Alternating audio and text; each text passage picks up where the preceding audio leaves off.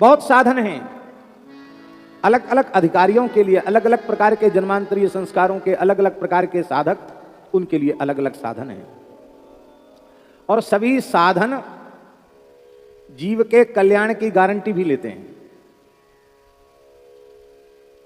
कहते हैं हम कल्याण करेंगे, लेकिन तुलसीदास जी महाराज कहते हैं श्री हरिनाम को छोड़ करके हमारे अंतःकरण में तो किसी भी साधन के प्रति भरोसा नहीं है, विश्वास नहीं है।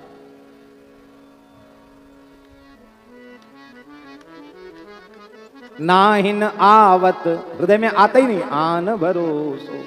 श्री राम नाम पर विश्वास के अतिरिक्त, भरोसे के अतिरिक्त, हरिनाम पर दृढ़ विश्वास के अतिरिक्त और कोई दूसरी बात हमारे मन में ही नहीं आती।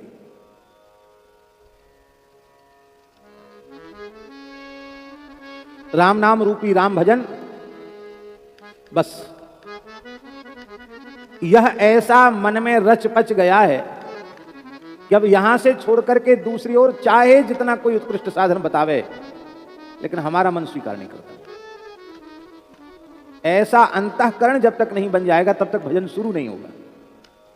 क्योंकि जब तक दूसरे दूसरे साधनों के प्रति महत्व बुद्धि रहेगी तब तक उन साधनों में बुद्धि जाएगी, और जब परिपूर्ण बुद्धि श्री हरिनाम में लग जाएगी तो नाम को छोड़कर दूसरी ओर वृत्ति स्वप्न में भी कहीं जाएगी ही नहीं।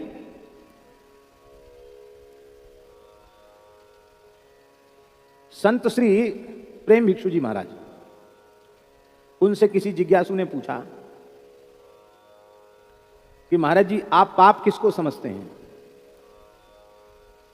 पूछने वाला कोई अच्छा विद्वान व्यक्ति था। आपकी दृष्टि में पाप क्या है? अब किसी पंडित से पूछोगे तो यही कहेगा वेद ने जिसका निषेध किया है वह करना पाप है, यही कहेगा कि नहीं? वेद ने जिसका विधान किया है उसको करना पुण्य है, अब वेद निषिद्ध कार्य करना पाप है, यही तो बात कहेगा। प्रेम भिक्षु जी महाराज ने कहा श्री हरिनाम के अतिरिक्त कुछ भी अपनी वाणी से बोलना मेरे लिए महापाप है, इसलिए बातें मत करो, कीर्तन में बैठो। नाम के अतिरिक्त कुछ भी जिह्वा से उच्चारण करना मेरे लिए महापाप है। ऐसी निष्ठा जब तक हरिनाम में नहीं होगी तब तक इधर उधर के साधनों में भटकाव आता रहेगा। अन्यथा नहीं मानना, आप सब तो बड़े श्रेष्ठ संत हैं, आपके चरणों में प्रणाम है। कई बार घर द्वार छोड़कर वैष्णव होकर साधु होने के बाद भी लोग टटका टोना, जंत्र मंत्र तंत्र, इनके चक्कर में फंस करके अपने साधु जीवन को ही नहीं अपने मानव जन्म को नष्ट कर देते हैं। श्री हरिनाम को छोड़ करके दूसरे किसी साधन का आश्रय नहीं लेना।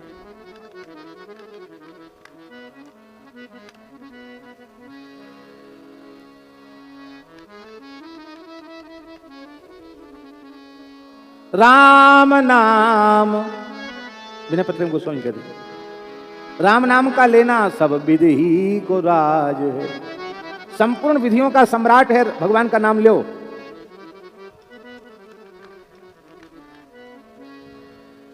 और राम को बिसारी बो निषेध सिर ताज रे। भगवान को बिसारना यही सबसे बड़ा पाप है, और भगवान का सतत स्मरण बना रहना यही सबसे बड़ा पुण्य है, ये सबसे बड़ा साधन है। इससे बड़ा दूसरा कोई साधन नहीं है। पर यह बात भीतर से मन में पक्की होनी चाहिए, तब हमारी बुद्धि में व्यभिचार उत्पन्न नहीं होगा। जो हमारी बुद्धि व्यभिचरित हो जाती है, भगवान को छोड़ करके दूसरी ओर भटक जाती है, वो फिर बुद्धि में भटकाव नहीं रहेगा। श्री बिल्व मंगल जी महाराज दाक्षिणात्य ब्राह्मण थे, संस्कृत के प्रकांड विद्वान थे, वेद के विद्वान थे, अग्निहोत्री थे। अग्निहोत्री की संविधा लेने ही गए थे जब थोड़ा उनका कुसंग में आकर पतन हुआ। और जब वो वृंदावन आ गए श्री बिल्व मंगल जी महाराज, लीलाशोक बिल्व मंगल जी, तो अहर्निश रुदन करते हुए श्री कृष्ण नाम का जप करते रहते। तो किसी ने उनसे पूछा, दक्षिण से आए थे ब्रजभूमि दर्शन करने, तो बिल्व मंगल जी मिल गए। उनसे पूछा, अरे आप संध्योपासन नहीं करते, हवन पाठ पूजा सब करते थे, सब छोड़ दिया आपने, क्या करते हो?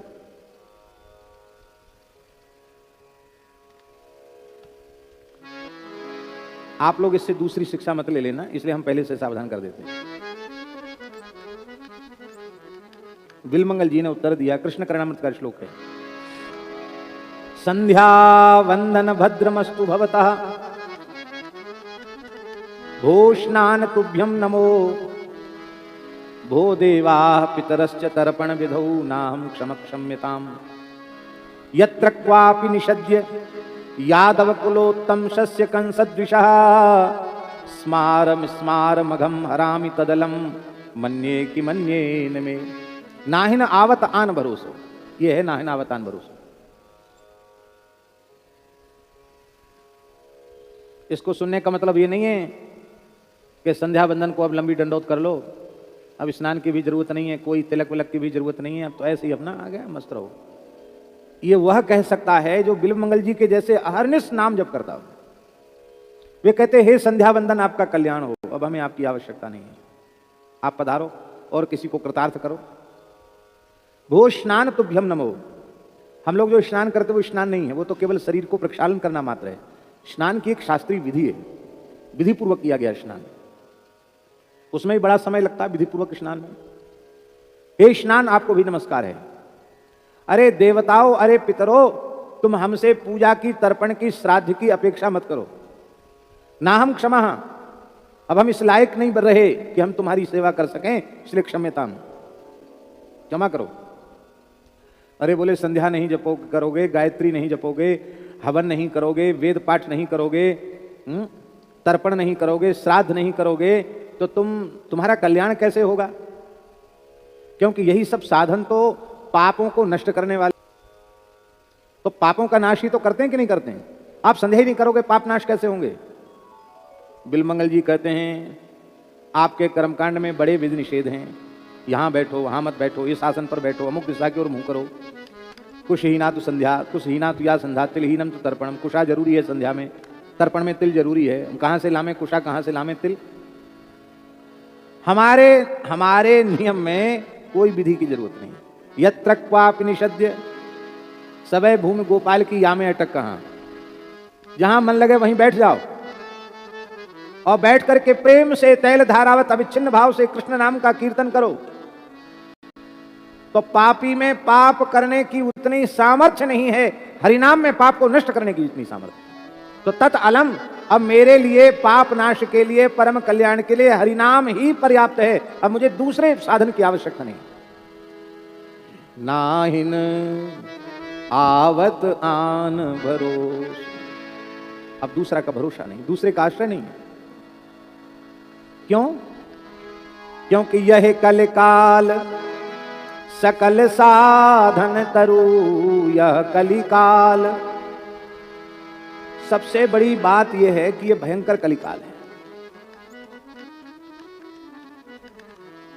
भयंकर कलिकाल है।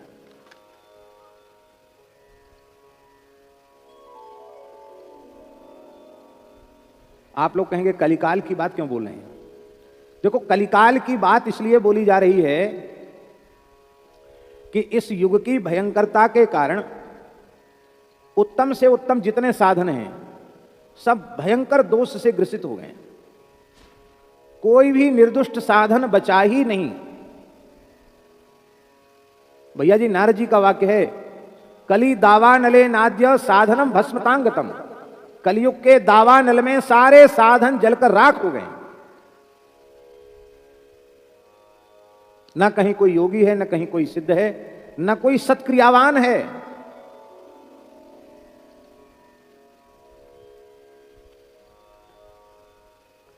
अब इतनी बारीक बारीक धर्मशास्त्र की बातें हैं। एक कहते हैं रूह कांप जाना, रूह कांप जाती है महाराज, अरे हम कहां हैं?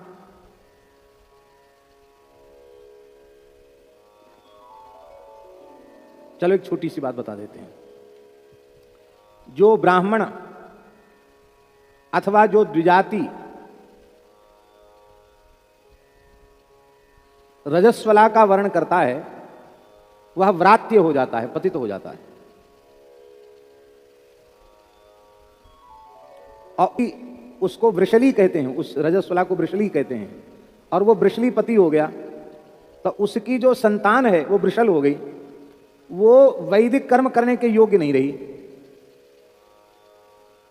अब इस संविधान के कानून को लागू करो। हम कर जरूर रहे हैं, लेकिन हम उसके योग्य सिद्ध नहीं होंगे। इसका मतलब ये नहीं कि हमें नहीं करना चाहिए, पर यह सब करते हुए अनन्य आश्रय भरोसा हरिनाम में ही रखना चाहिए। अपनी ओर से छोड़ना नहीं चाहिए। इतना प्रेम हो जाए कि छूट जाए, कोई चिंता की बात नहीं।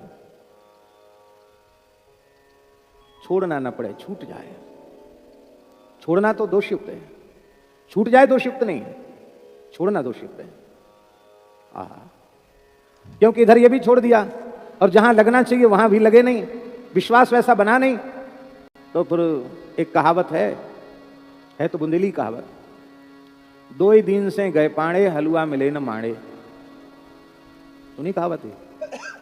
एक पाड़े जी थे, तो उस जमाने में ब्राह्मणों में एक विशेष प्रकार की रोटी बनाई जाती थी, उसको कहते थे माड़े। ये माड़े उधर महाराष्ट्र में भी बनते रहे हैं। ज्ञानेश्वर जी के जीवन में माड़े का प्रसंग आता है। माड़े है क्या चीज? एक बड़ा सा घड़ा होता है, उसको नाद जैसा उसको तोड़ देते हैं। नाद होती तो कोई बात नहीं, तो घड़ा जैसा उसको तोड़ देते हैं, उसको चूल्हे पर रखते हैं, उसमें आंच लगती है ऐसा घड़ा, और उस पर रोटी सेकी जाती है घुमन डाल के। उसका आटा बड़ा नरम लगता है, तो वो बनाना बहुत कारीगरी का काम है। इतनी बड़ी रोटी बनती है माड़े, तो उस रोटी को पर जैसे हम बढ़िया से आसन लगा के बैठे हैं, ऐसे ही आप आराम से आसन जमा के बैठ सकते हो उस रोटी के ऊपर। कितनी बड़ी रोटी, पतली। और महाराज उसकी कला है, वो आंच जब देखती है ना, अग्नि दर्शन करती है अग्नि का, अग्नि में सेका नहीं जाता है, दर्शन करती, गुब्बारा बन जाती है, फूल जाती है। फिर उसको एक कांसे की परात में घी भर के रखते हैं, उसमें उसको जैसे रसगुल्ला को चाशनी में डाला जाता है, गुलाब जामुन को, ऐसे उस माड़े को घी में डाल दिया जाता है और डूब जाती है घी में। उसकी अब पत्तल पे तो आएगी नहीं, तो एक माड़े की कई परत बनती, इतनी परत हो जाती है एक माड़े की। बड़ा वीर पुरुष माना जाता है 2-4 माड़े खाने वाले को, कि बहुत बड़ा वीर है, इतना खा गया। नहीं तो 1-2 खा सकता है, इससे ज्यादा नहीं। और घी और बूरे के साथ उसको खाते हैं। तो माड़े एक विशिष्ट व्यंजन है। अब ब्राह्मणों की समस्या यह है कि वो उनके अपने ही वर्ग के लोग हों, वो बनावें तो वो खाएंगे, दूसरी जगह वो खा नहीं सकते। और उसमें भी एक पंगत यदि ब्राह्मणों की उठ गई तो दूसरी पंगत में नहीं खाएंगे, क्योंकि बचा हुआ उच्छिष्ट हो गया। ये सब था पुराने लोगों में। तो पंडित जी को न्योता आया, ब्राह्मणों के निमंत्रण था माड़े बनने का। हमने देखा है माड़े बनने का विधान देखा है। बिना सिला कपड़ा पहन के माड़े बनाते थे। हिम्मत है कि कोई रसोई में झांक जाए। और जो रसोई बनाते थे ब्राह्मण देवता, वही परोसते थे। जो आयोजक है उसको तो जब पंगत उठ जाती उसके बाद बचा खुचा उसका देखने को भी नहीं मिलता, दूर से दंडोत कर लो, कच्ची पंगत है। तो माड़े बड़े विशिष्ट व्यंजन हैं। तो उन्होंने गृहिणी से कहा, गृहिणी ने हलवा बनाया था, बोले घर से भूखे मत जाओ, थोड़ा हलवा पालो, भोग लग गया है। अरे बोले यहीं से हलवा खाएंगे तो वहाँ माड़े क्या खाएंगे, इसलिए हलवा नहीं खाएंगे, वहाँ जाके माड़े खाएंगे जहाँ होता है। गए वहाँ माड़े खाने, तो वहाँ एक पंगत तो उठ गई थी। जब देर हो गई इनको जाते जाते, पैदल गए बेचारे, एक पंगत उठ गई थी। अब बड़े प्रतिष्ठित पांडे जी कैसे दूसरी पंगत में बैठे, आइए आइए पाली। नहीं नहीं कोई बात नहीं, भूख नहीं है। भूख तो खूब भीतर कुलबुल हो रही थी, लेकिन क्या करें, नहीं नहीं नहीं संकोच में आ गए, बोले भूख नहीं है कोई बात नहीं। तो अच्छा चलो कोई बात नहीं, पंडित जी का पूजा कर दो, कुछ भेंट विदाई दे दो। कहे पंडित जी, तो जल्दी जल्दी जल्दी, शायद जेठ का ही महीना रहा होगा, जल्दी जल्दी गए कि चलो हलवा तो मिलेगा घर में। वहां पंडितानी ने कहा वो तो माड़े जी में क्या है, वो हलवा थोड़ी देखेंगे। उन्होंने बच्चों के साथ पूरी कढ़ाई हलवा साफ कर दिया, पता पा गई। तो वहां तो माड़े नहीं मिले, घर में हलवा भी नहीं मिला। 2 ही दिन से गए पाड़े, हलवा मिले न माड़े, कुछ नहीं मिला उनको। तो इधर हम वैदिक कर्म भी छोड़ दें और उधर हम जैसे भजन करना चाहिए वैसा भजन भी न करें, तो हमारे तो दोनों ही लोक बिगड़ गए। इसलिए छोड़ना दोषयुक्त है, छूट जाए दोषयुक्त नहीं है। ऐसे नहीं छूट जाए जैसे प्रमाद में छूट गया तो बोले अब तो कोई बात नहीं, 2-4 दिन नहीं करे तो नहीं करो, ये छूटना नहीं। भगवान के प्रेम में विभोर होकर के, पता ही नहीं चले कौन महीना है, कौन ऋतु है, कौन पक्ष है, कौन मास है, अहर्निश केवल रुदन हो रहा है, वहां सब कुछ भूल गया। ऐसी स्थिति में भी भक्त को अपने नित्य कृत्य के छोड़ने का दोष नहीं लगता, क्योंकि तस्य कर्माणि कुर्वन्ति 60 महर्षयः। 60 करोड़ ऋषि उसके बदले संध्या कर लेते हैं, 60 करोड़ ऋषि उसके लिए उसके बदले तर्पण श्राद्ध सब कुछ कर लेते हैं, उसको छोड़ने का दोष नहीं लगता। प्रेम में विभोर होकर छूट गया।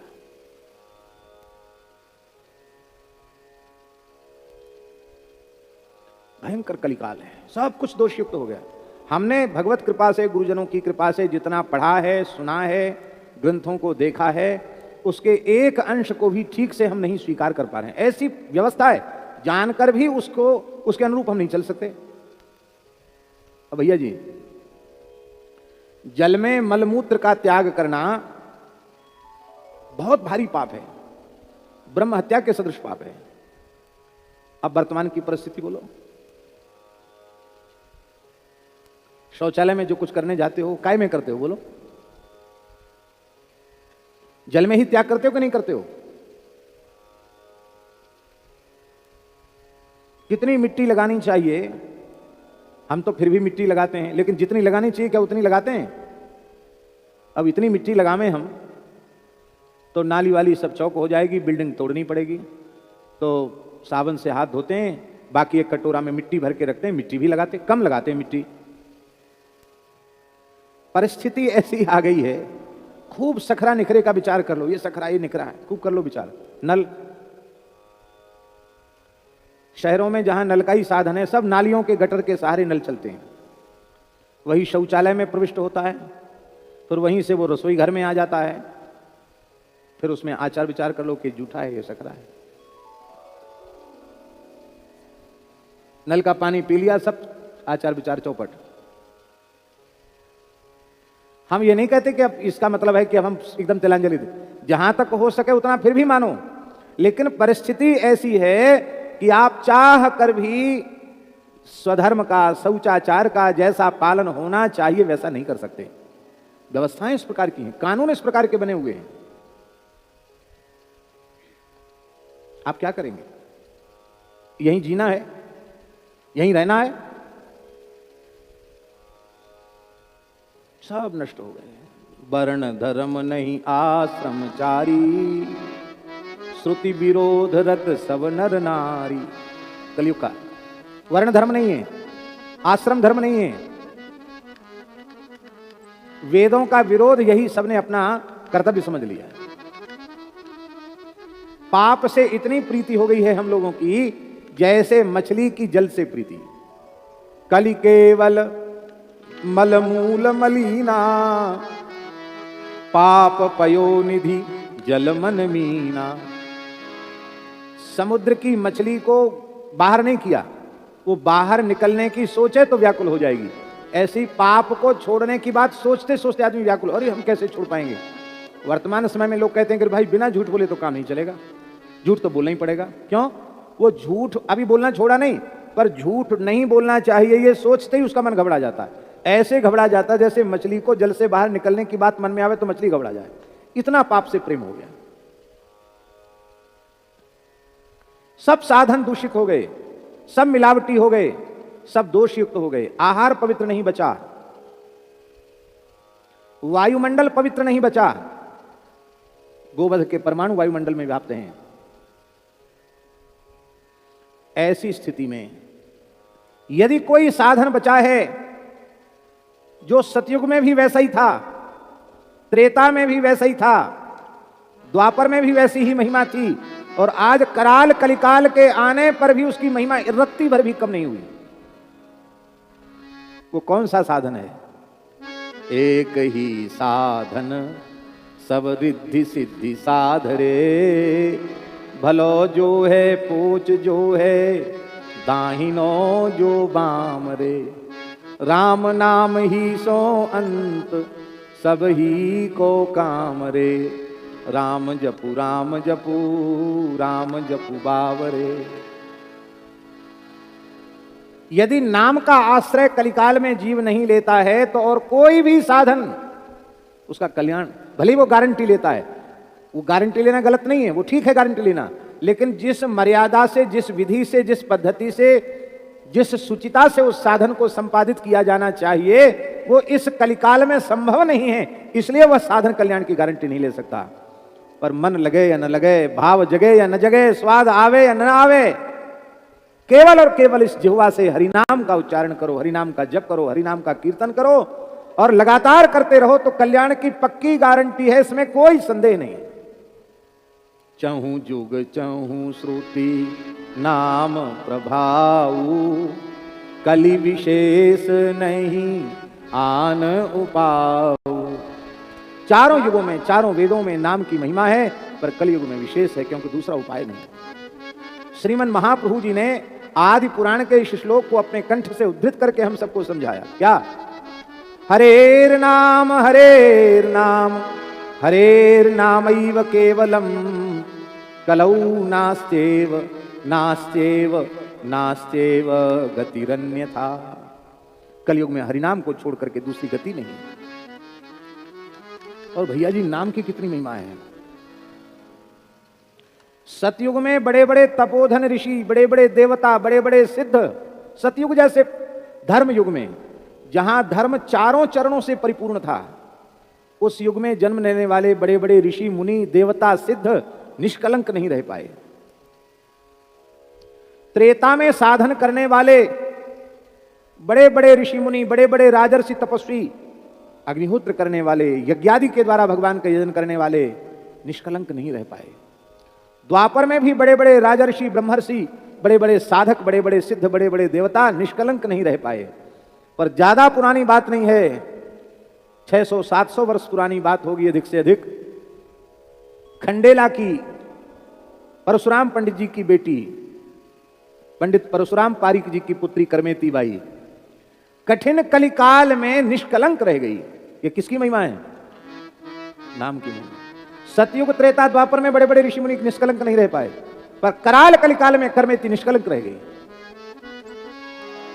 कठिन काल कल युग में करमेती निष्कलंक रही। कैसे रही निष्कलंक? केवल हरिनाम का जप करके। नस्वर पति रति त्याग, कृष्ण पद सो रति जोरी, सवे जगत की फांस, तरक तिनु काजों तोरी। निर्मल कुल कांथड़िया धन्य परसा जिन जाई, विदित वृंदावन वास संत मुख करत बढ़ाई। संसार स्वाद सुख बांत ज्यों, फेर नहीं तन तिन चही। कठिन काल कल युग में करमेती निष्कलंक रही। कलयुग उनके लिए है जो हरिनाम से विमुख हैं, जो हरिनाम के आश्रित हैं, उनके लिए कलयुग से श्रेष्ठ कोई युग नहीं है। कलयुग सम युग आन नहीं, जो नर कर विश्वास। गाय राम गुण गण विमल, भवतर बिनहि प्रयास। महाराज जी एकादश में लिखा है, सतयुग त्रेता द्वापर के साधक कलयुग में जन्म लेना चाहते हैं। कृतादिषु प्रजा राजन, कला विच्छन्ति संभवम, कलौ खलु भविष्यन्ति नारायण परायणा। सतयुग त्रेता द्वापर के साधक कलयुग में जन्म लेना चाहते हैं। भले ही भयंकर से भयंकर कलिकाल है, लेकिन भगवत परायण भक्त परम पूज्य श्री स्वामी कृष्णदास जी महाराज जैसे अनन्य भाव से हरिनाम को समर्पित रहने वाले संत महापुरुष भक्त इस कराल कलिकाल में जन्म लेते रहेंगे।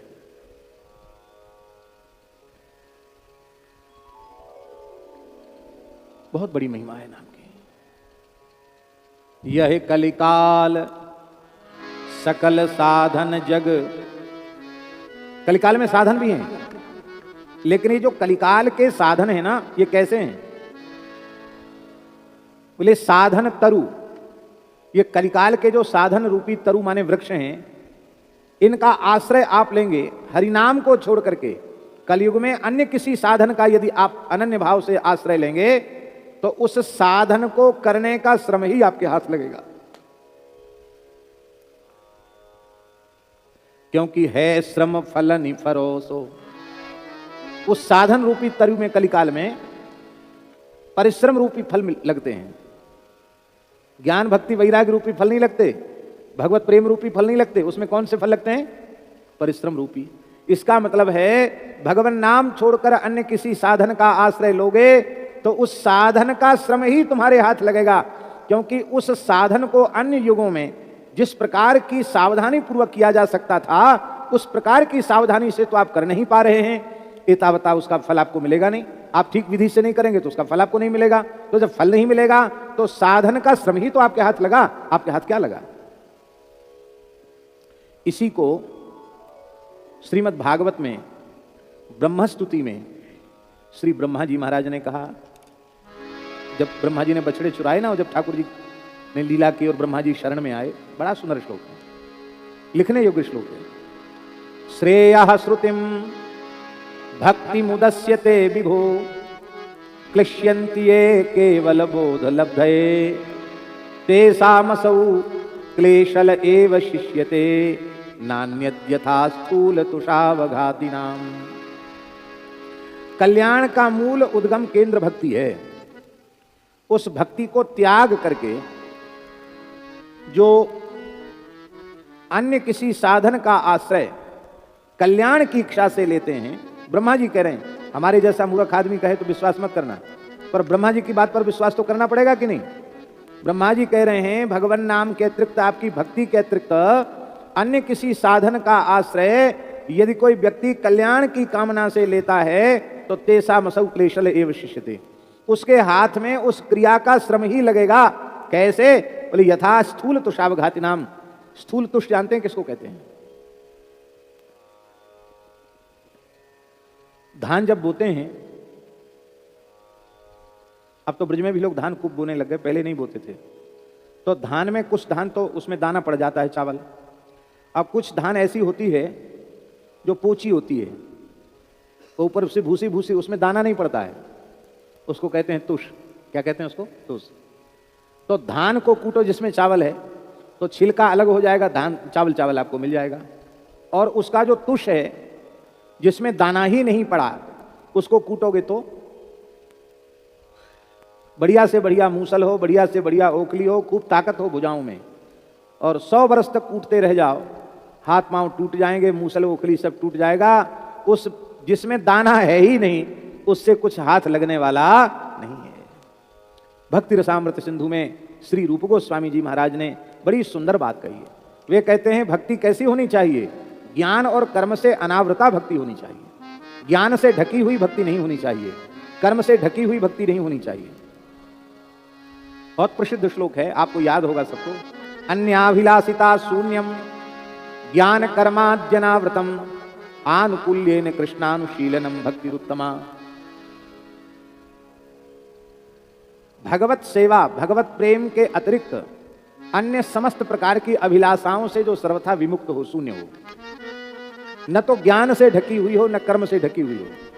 ज्ञान और कर्म भक्ति का अंग बन के रहें, कोई परेशानी नहीं है, पर ऐसा ज्ञान नहीं, ऐसा कर्म नहीं जो भक्ति को ही आच्छादित कर ले। सीधे सीधे धान खाओ, खा सकते हो, छिलका हटने के बाद ही महाप्रसाद बनेगा, भात बनेगा, तभी पा सकते हो, नहीं नहीं पा सकते। ऐसे ही भक्ति ही तत्व है, ज्ञान और कर्म का छिलका हटाने के बाद ही तस्मई बनेगी, महाप्रसाद बनेगा, खीर बनेगी, और नहीं तो कुछ नहीं बनेगा। ज्ञान कर्माद् जनावृतम। और श्री कृष्ण का अनुकूलता पूर्ण चिंतन, दैत्यों का चिंतन भी चिंतन है, पर वो प्रतिकूलता वाला चिंतन है, वो चिंतन नहीं, अनुकूल चिंतन, जिसमें प्रेम का स्वाद है, जिसमें सेवा का सुख है, वो चिंतन, इसको भक्ति कहते हैं। भक्ति है क्या? रामचरितमानस में उत्तरकांड में गोस्वामी तुलसीदास जी ने भक्ति को मणि कहा और ज्ञान को दीपक कहा, और वहां क्या कहा? तात भगति अनुपम सुख मूला मिलहि जो संत होहि अनुकूला। तात भगति अनुपम मिलहि जो संत होहि अनुकूला। ये भक्ति है। और बालकांड में क्या कह रहे हैं नाम वंदना में? राम नाम मणि दीप धरु जीह देहरी द्वार, तुलसी भीतर बाहिर जो चाहसी उजियार। वहां भक्ति को मणि कहा, यहां राम नाम को मणि कहा। इसका मतलब क्या है? हरिनाम रूपी महामणि ही भक्ति है, हरिनाम को छोड़कर दूसरी कोई भक्ति नहीं है। जो भक्ति में कहा गया ना भैया जी कि बहुत सरल है, इसीलिए सरल है। आज स्वामी श्री राम सुखदास जी महाराज प्रवचन में बोल रहे थे, कैसेट में वो बोल रहे थे कि एक आदमी को लकवा मार गया, हम उससे मिलने गए, वो कुछ नहीं बोल पाता था बेचारा, कुछ नहीं, लकवा मार गया, कुछ बोल ही नहीं पावे, केवल 2 अक्षर बोल पाता था, राम राम, बस, और कुछ नहीं बोल पावे। बोलो बोलो तो राम राम, बस इतना बोले। तो हमने कहा तेरे ऊपर बड़ी कृपा भैया भगवान की, सब कुछ बोलना बंद हो गया, अब राम राम बोल। पर हमारा संसारी तो संसारी, उनको कहाँ भजन करे कोई सूरमा, जाति वर्ण कुल खोए, अहंकार खोकर के कोई भजन करता है, अहंकार के सहित भजन संभव नहीं है।